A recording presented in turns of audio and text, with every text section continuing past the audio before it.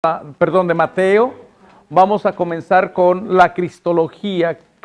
¿Quién es Cristo para la comunidad de Mateo? El primer título que tenemos que tener cuenta es que es el único, para la comunidad de Mateo, Jesús es el único maestro. Y casi que con eso abre su evangelio. Ya desde el momento en que lo presenta en el primer discurso de las bienaventuranzas, Jesús es como el Moisés, que es maestro, que conocedor de la ley y persona que enseña la ley. Y claro, esto se entiende porque viene del trasfondo judío. Es el único maestro, no acepta competencias. Por eso va a estar con estos dichos de no llamen a nadie maestro. No llamen a nadie maestro, especialmente contra el grupo de los fariseos. Es el maestro a quien los demás le llaman maestro. 8 veces, entre los cuales 3 veces en el capítulo 22 aparece esta figura de Jesús como el único maestro. Y yo creo que hasta cierto sentido tendría razón. Nadie más puede abogarse un título como del buen pastor o de maestro. El único maestro es Cristo Jesús. Tristemente, los discípulos nunca lo llaman maestro, solamente Judas. Por eso es que ves bastante irónico. Judas presenta este personaje ambiguo. Judas es el único que lo llama maestro. Los demás apóstoles y discípulos lo reconocen siempre como Señor. Y uno dice, bueno, ¿qué es lo que está pasando aquí? ¿Tendrá todavía Mateo esa idea que los discípulos no saben quién es Jesús? Acuérdense que Marcos, el evangelio de Marcos era bien duro contra los discípulos, porque nunca entendieron exactamente de qué se trataba la propuesta de Jesús. Mateo trata de suavizar esa actitud, pero también en algunas ocasiones da a entender que los discípulos también están en ese proceso de convertirse en tales y no llegan a entender completamente la propuesta de Jesús. Por eso quizás les da el título los discípulos del Señor. Es que en este evangelio parece que es el Cristo resucitado quien habla a sus discípulos, que está siempre en medio de ellos. Esto es lo más importante que vamos a tener que tener en cuenta en este evangelio. La presencia de la divinidad representada en Jesús como maestro, que está siempre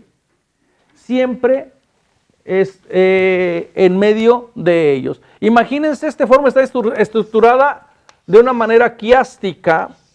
Las formas quiásticas comienzan regularmente con A, B y C, o a veces tiene sus A primas, como en la matemática. ¿Cómo comienza este evangelio de Mateo? Con el Emanuel. He aquí que la Virgen va a concebir y va a dar a luz a un hijo y le pondrán el nombre de Emanuel, Dios con nosotros.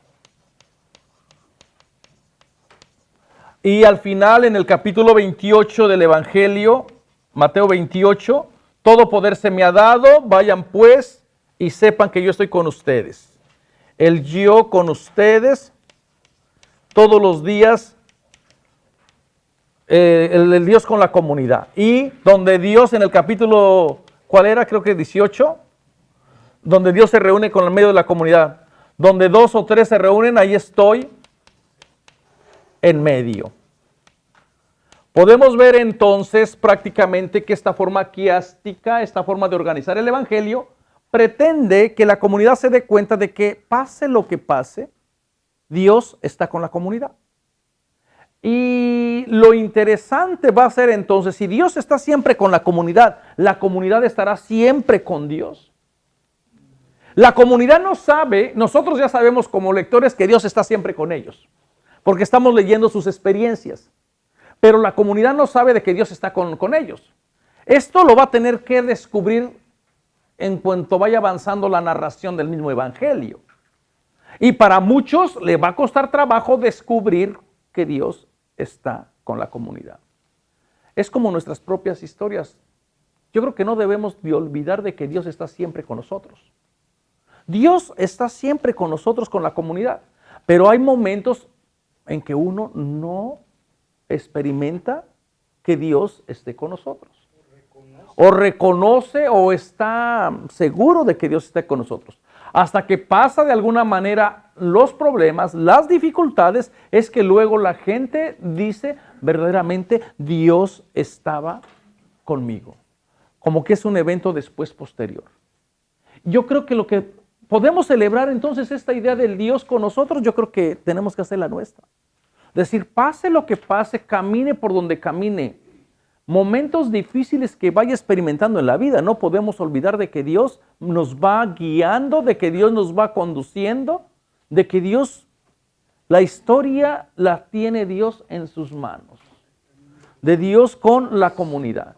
Entonces, para Mateo, esta idea del Cristo como maestro que está en medio de su comunidad. Y un Cristo totalmente glorificado. Al final, un Cristo que tiene poder, se me ha dado todo poder por Dios, y este poder que es parte de lo que significa ser hijo de Dios y al mismo tiempo compartir este poder con la comunidad que es enviada a predicar y a ser discípulos otra vez, ¿no? Cristo es el Señor de su iglesia, ante quien se posternan los que le suplican, y su misma muerte es como una teofanía. Entonces, Cristo es un Cristo totalmente resucitado, que es el Señor de su iglesia, y toda la gente se le va a arrodillarse, a reconocerle como tal. Entonces, parece ser que por allí va esta misma línea de este Dios presente, pero glorificado en la persona de Cristo Jesús. Será difícil para nuestra comunidad de fe creer de que Dios está con nosotros.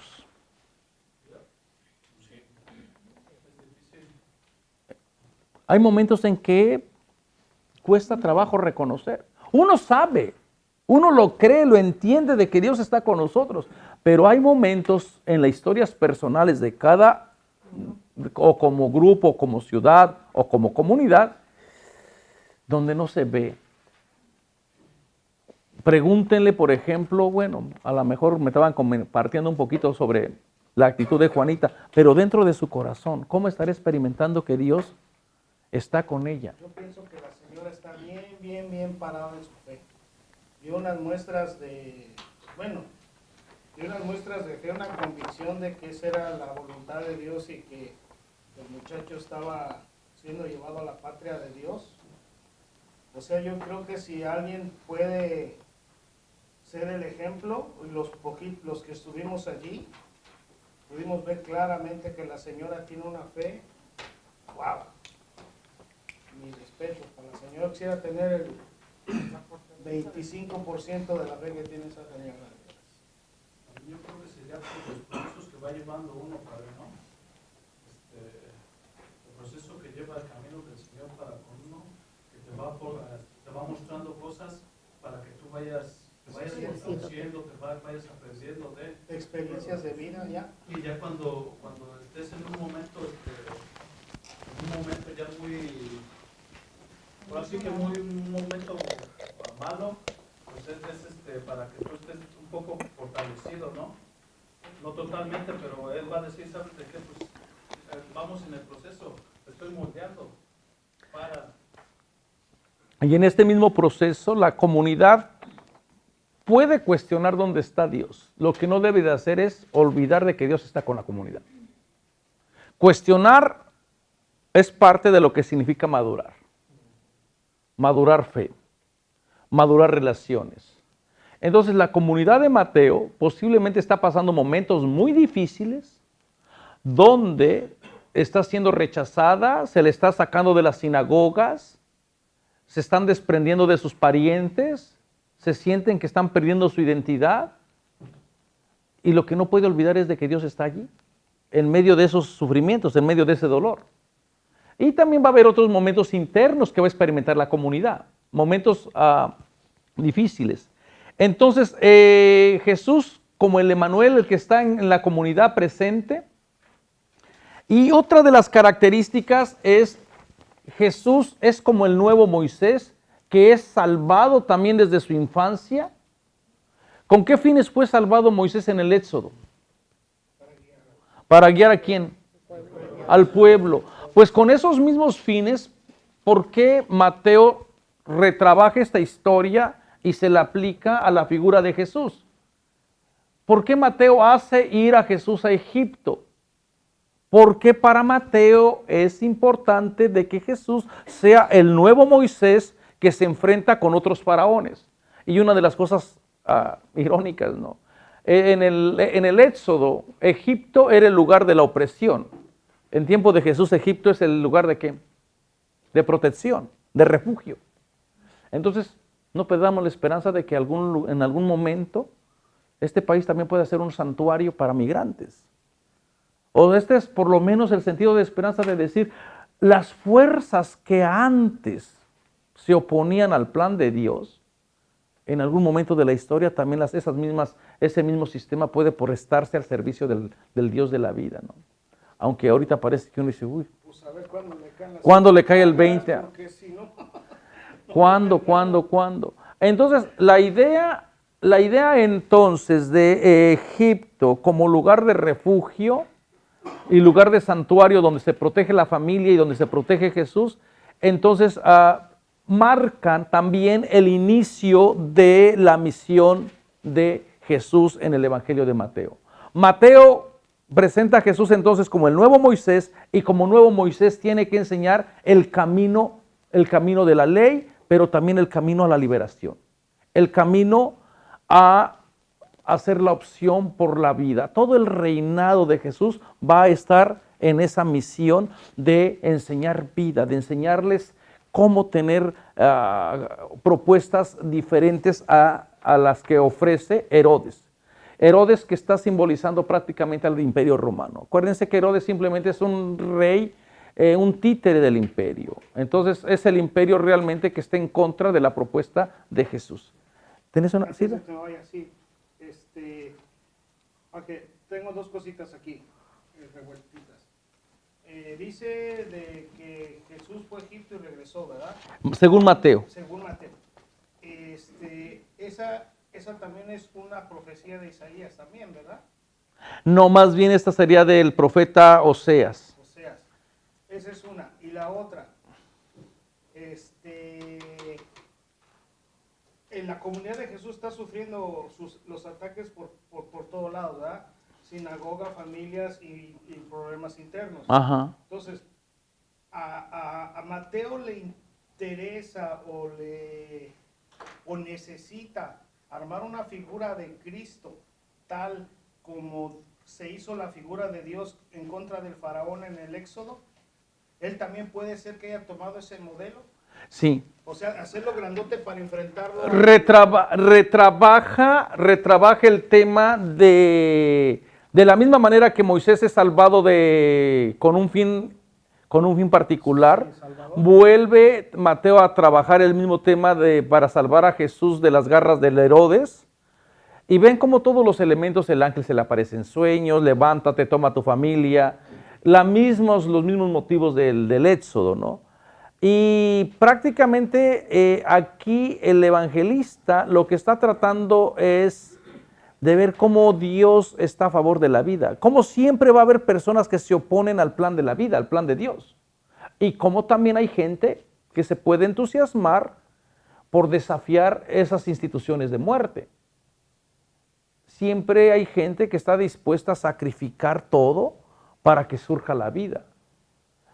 Y a mí siempre me ha llamado mucho la atención la figura de José, que es un personaje que Mateo lo trabaja muy bien, pero si ustedes se dan cuenta, José nunca habla en todos los episodios. Se habla sobre José, se dice sobre José, lo va manejando muy bien, pero nunca escuchamos qué es lo que estaría pensando José. O sea, incluso en su pensamiento lo sabemos porque estaba en sueños.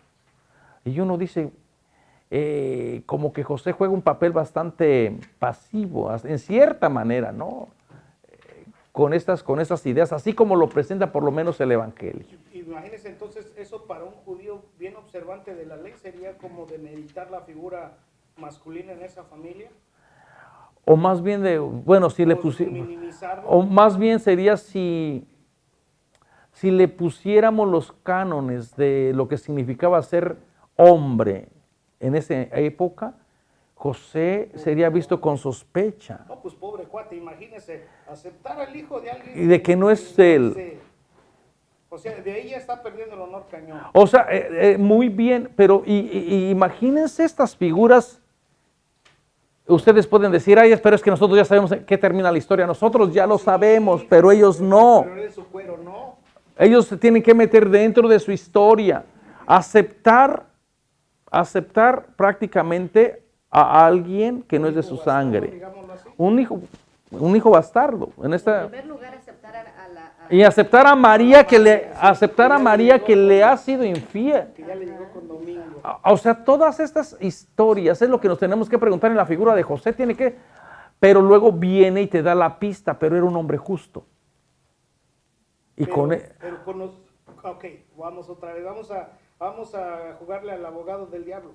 José para ese tiempo conocía el proyecto de Dios en la persona de Jesús, obvio que no. Porque es un personaje que ya lo ha retrabajado y José se va a presentar como modelo de discípulo a imitar porque va a trabajar en la justicia, va a ser en la justicia donde Dios va a ir hablando, donde todas las personas, entonces por eso es que viene y era un hombre justo. Esa es una teología, ese es un concepto muy importante en el Evangelio de Mateo, trabajar la justicia en Mateo. Pero desde el punto de vista de José, entonces, ¿Justicia de quién? la justicia de Dios. Un tal Jesús que tan histórico, no sé si se recuerda esa escena donde hablaría María, qué tan histórico es la historia que hay que presentan. Acuérdense de Un tal Jesús, es una radionovela que trata, los hermanos estos son teólogos, los hermanos Vigil, y fueron asesorados también por biblistas y por teólogos para... Ustedes piensan que hacer estos cuentitos es muy fácil, no es muy difícil. Poner cuestiones, como les dijera, profundas en un lenguaje sencillo, bajarlos a la cultura no es fácil. Hay otros temas que se llaman Otro Dios es posible, que después vamos a ver si los podemos ir poniendo. Sí, pero Me surge esta pregunta, pero no me quiero quedar con ella. ¿Existiría José en la vida de Jesús? Existiría el papá existiría que un papá de Jesús. ¿una figura paterna? Habría una persona, existiría una persona, pero todas estas preguntas vienen en el Congreso. Pero no se preocupen que Diego va a estar allí grabando todo y lo vamos a estar poniendo en el... Así como la compañera, ¿habrá alguna pista ya fuera del contexto y de lo bonito que pintó Mateo, que fue preñada por obra del Espíritu Santo? No, la pintó más bonito Lucas, ¿eh? No, digo, pero ¿habrá alguna pista de quién pudo haber embarazado a María? O sea,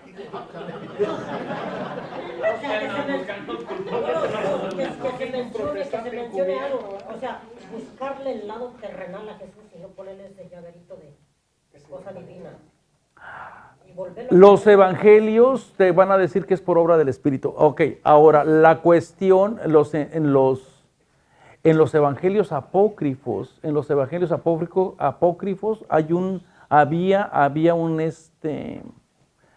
había el rumor de que María había sido violada por un soldado romano que se llamaba Pantera. O sea, este es un evangelio apócrifo del siglo II. Existe el evangelio. También en Nuestra Señora de los Herejes algo te da a entender así. ¿Cuál fue el contexto donde...? Por cierto, tengo esos libritos, se los voy a vender, esos libritos sobre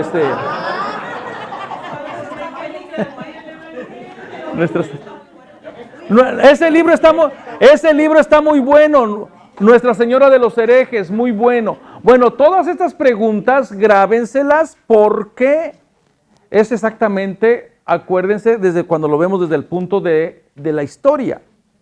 Cuando estamos hablando desde el punto de la vista de la historia, se vale hacer esas preguntas. El problema es cuando lo hacemos desde el punto de vista de fe.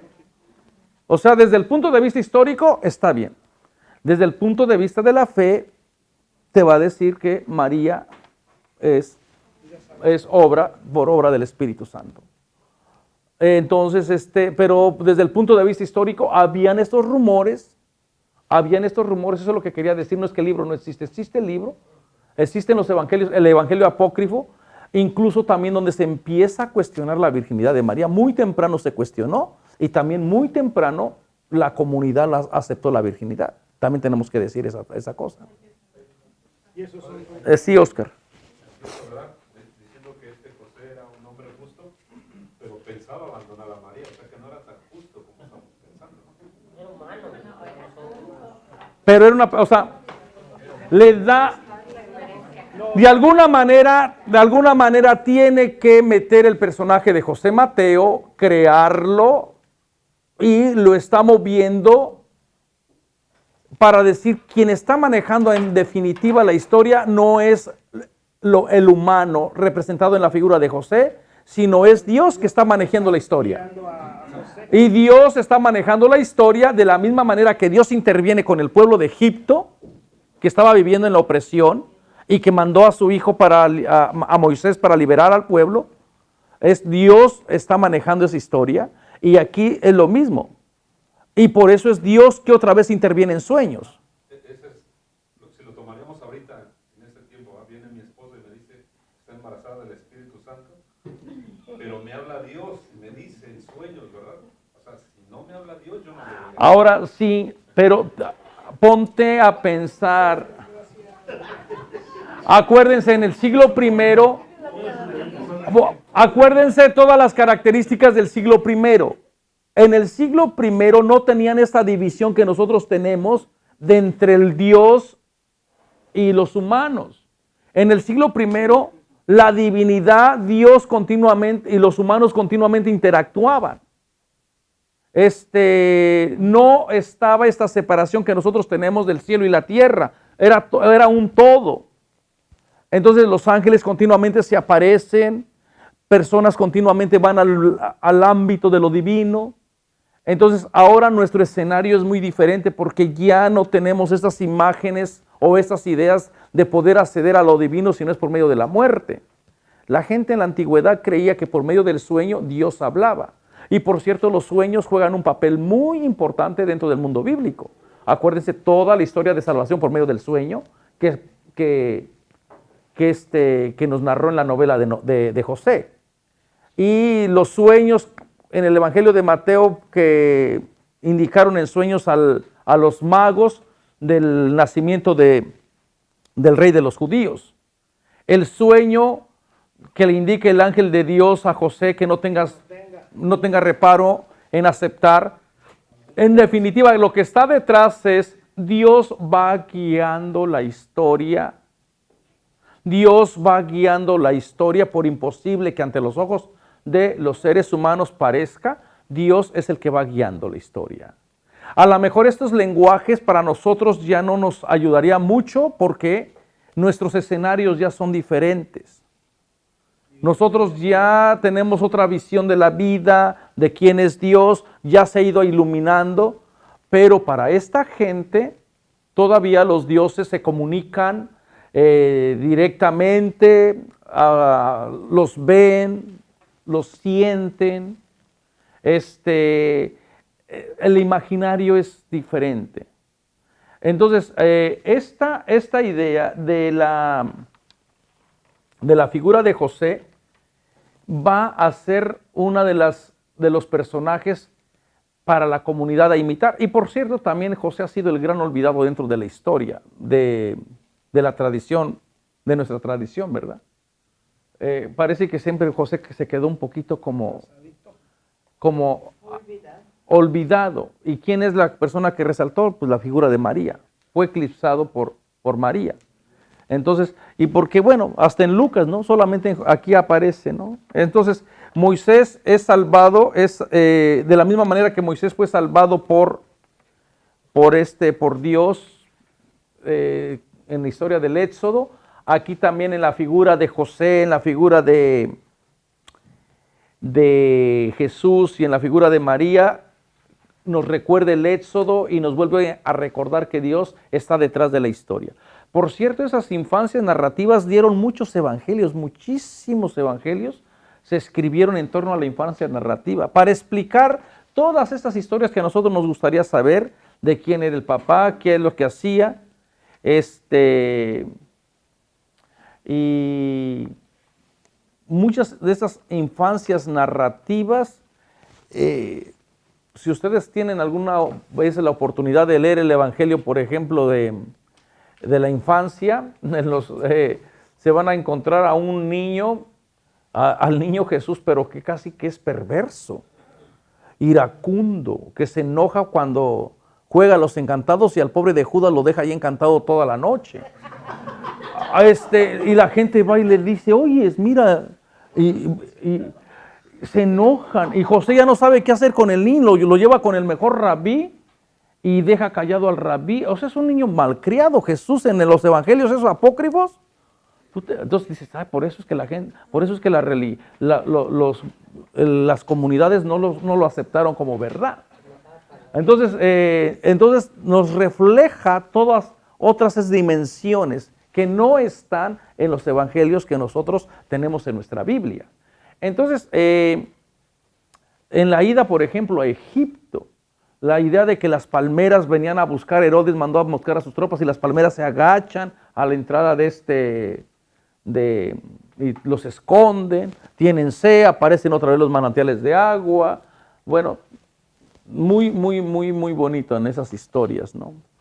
Entonces, Jesús, como el nuevo Moisés, también va a reinterpretar ley y también va a dar los grandes discursos, especialmente los 5 discursos que yo les había dado. Otra de las características que va a tener la cristología en el Evangelio de Mateo es que Jesús se va a presentar como sabiduría de Dios. Y cuando estudiemos el tema de la sabiduría, o cuando ya hemos estudiado el tema de la sabiduría, vimos que una de la personificación, la sabiduría no solamente es adquirir conocimiento aquí, como lo entendían en el mundo bíblico. La sabiduría era adquirir un estilo de vida y caminar de acuerdo a la justicia de Dios. Tener cierta disciplina, podríamos decirlo, en reverencia o en relación con Dios. Entonces, Jesús es la sabiduría de Dios en persona. Por allí aparece en el 11:19, donde, por cierto, esta imagen es una imagen bastante común en el mundo antiguo, porque también los griegos personificaban a sabiduría con la sabiduría. Todos los conceptos abstractos también tenían una personificación. Por ejemplo, la victoria, el problema de la victoria, el amor. Por eso andaba Eros ahí con el Cupido allí enlazando gente. Entonces también la victoria, el amor, la muerte. Estos conceptos abstractos eran personificados, tenían a una persona para simbolizar esos conceptos. Lo mismo la sabiduría, se personificó tanto que incluso era la personificación por excelencia para hablar de Dios. Y por allá en el Eclesiastés, cuando va a hablar de la sabiduría, va a decir, fui creada antes de todas las cosas, me regocijaba continuamente en su presencia, yo jugaba en la presencia de Dios. Así dice la sabiduría. Vengan a mí, jóvenes inexpertos, vengan los que buscan sabiduría y no la encuentran. Entonces, la personificación de la sabiduría, Jesús también la va a trabajar, Mateo la va a trabajar muy bien en la persona de Jesús. ¿Quién va a ser la persona que es sabia? La persona que viva de acuerdo a los valores que Jesús propone. Porque Jesús es sabiduría, ¿no? Y otro de los títulos que también Mateo utiliza mucho en su evangelio es el título de Hijo de David. Esta figura del Hijo de David aparece muy continuamente en el evangelio de Mateo. ¿Con qué finalidad? ¿Quién era David? El rey. ¿Fue un rey bueno o un rey malo? ¿Ustedes qué se imaginan? Pues para ellos era el campeón de campeones, ¿no? para el pueblo de Israel nunca hubo otro rey mejor que David. Se quedaron con esta idea de David como el mejor rey, y pronto la gente comenzó a idealizarlo tanto, incluso que se le perdonaron los pecados y los grandes errores que David hizo. ¿Se acuerdan la historia de que David venía de la tribu de Jesé, que venía era el menor de los hermanos y que parece que no tenía buena posibilidad de ser rey? Bueno, entonces, pero el rey David comenzó a ser el prototipo del rey ideal. De tal manera que la gente, la tradición judía comenzó a creer que el futuro Mesías tendría que venir de el rey davídico, del rey David. Y entonces, ¿por qué? Porque les fue bien como rey. Entonces, por eso es que Mateo también va a trazar con ese fin para decir, ya el tiempo de la espera ha terminado, ya no hay necesidad de esperar, ya Jesús ha cumplido esta profecía, Jesús es el hijo de David, es el esperado de todos los tiempos, y con este Jesús va a comenzar otro reinado. El problema va a ser, ¿estará Mateo tratando de implementar un reinado al estilo del pueblo judío, de las 12 tribus de Israel? ¿O estará tratando Mateo de implementar un reinado diferente con las características de David? Entonces esto es lo que vamos a ir descubriendo a través de toda la narración. Toda la propuesta de Mateo es presentar a este rey, a este Jesús, hijo de David, que viene de este linaje, incluso por allá también desde la genealogía, ¿no? Todo esta idea viene entonces para decir, en Jesús tenemos al descendiente de David, que ha cumplido toda la profecía, porque recuerden una cosa, que esta comunidad viene del trasfondo judío. Y para llenar las expectativas, Jesús para esta comunidad tiene que ser hijo de David. No hay de otra. Y Mateo lo sabe bien. En cambio, para otras comunidades, como sería la de Marcos o sería la de Marcos, pues no le da tanta importancia a ese título.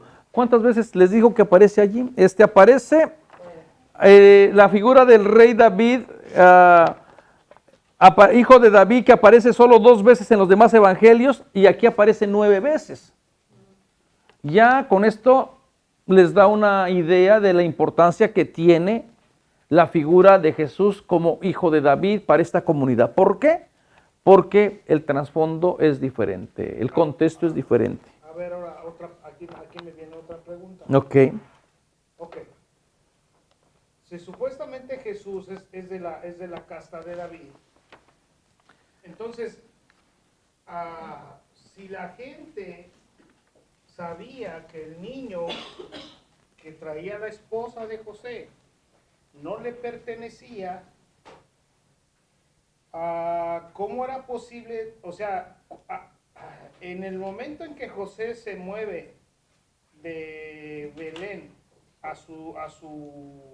en el asunto del censo, de Nazaret a Belén. De Nazaret a Belén, en el asunto del censo, para supuestamente autentificar la casta davidiana de Jesús.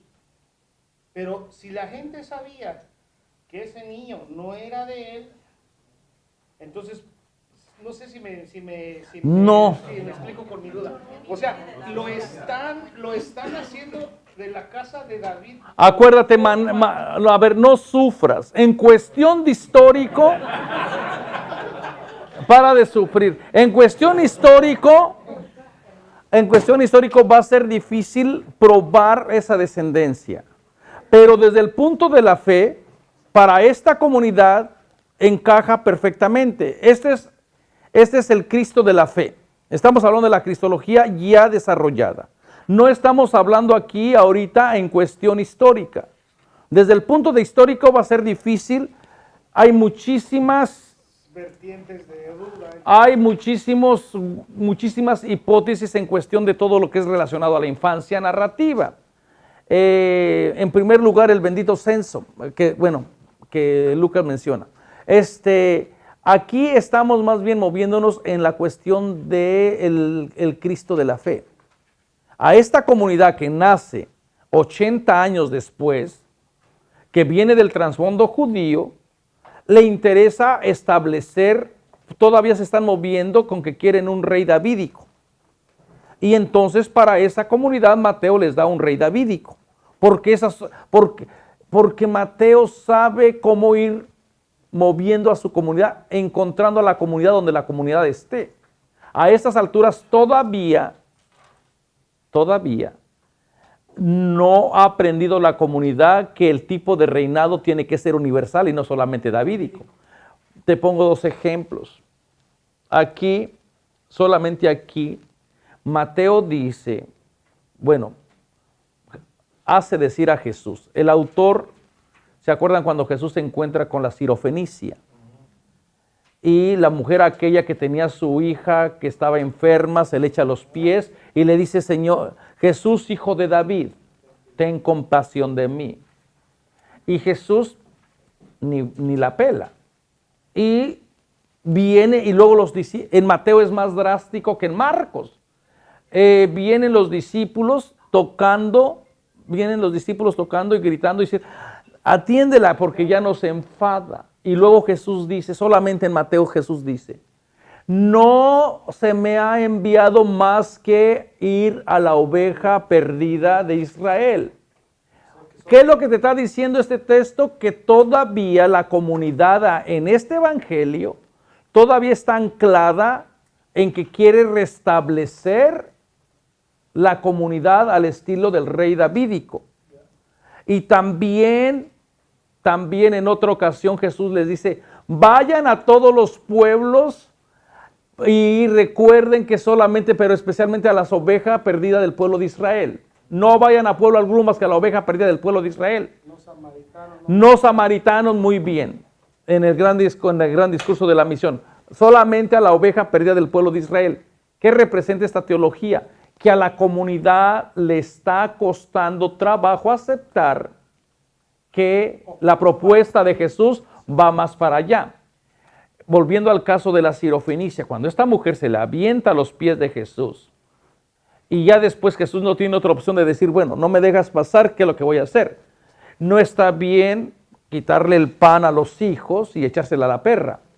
Y la mujer, sí, Señor. Esta perra se conforma con lo que aquellos no quieren.